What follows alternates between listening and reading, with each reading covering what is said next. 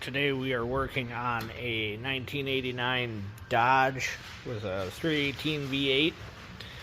This is a D100. It's got throttle body injection, and we're going to take a few minutes and prove that the fuel injectors are stuck shut or the feed to them is plugged.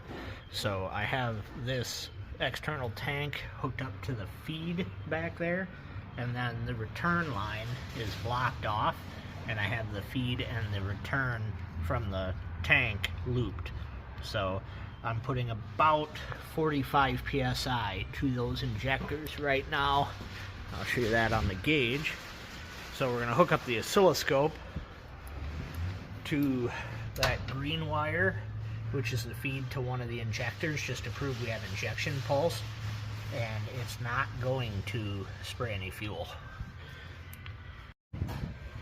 So the first thing we got to do is set up our scope. So we're going to set it up on the 20 amp 100 millivolts to 1 amp scale, or that's 100 millivolts to 1000 milliamps.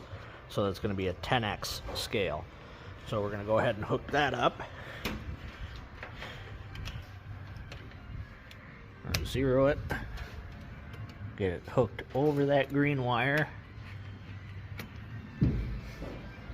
We're going to come over here and set this up on the 10x scale, and we want probably, let's go 1 amp per division. That gives us about 9 amps on the screen, slightly above with a floating 0. I believe this is going to fire somewhere around 2 amps. If I remember right, somewhere in there. So we've got it on a 5 millisecond per division across the bottom. That gives us a total of 50 milliseconds with our trigger set just under 2 amps. Actually just over 2 amps. So now I should be able to crank this and get a injector waveform there if we have injector pulse. So let's see what we got.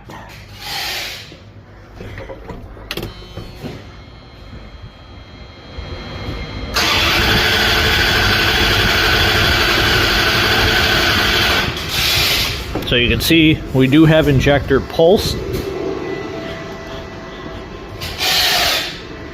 and that pressure didn't go down at all.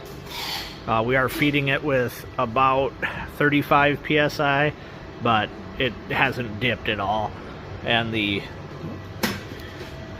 plate in there, I don't know where I set my light.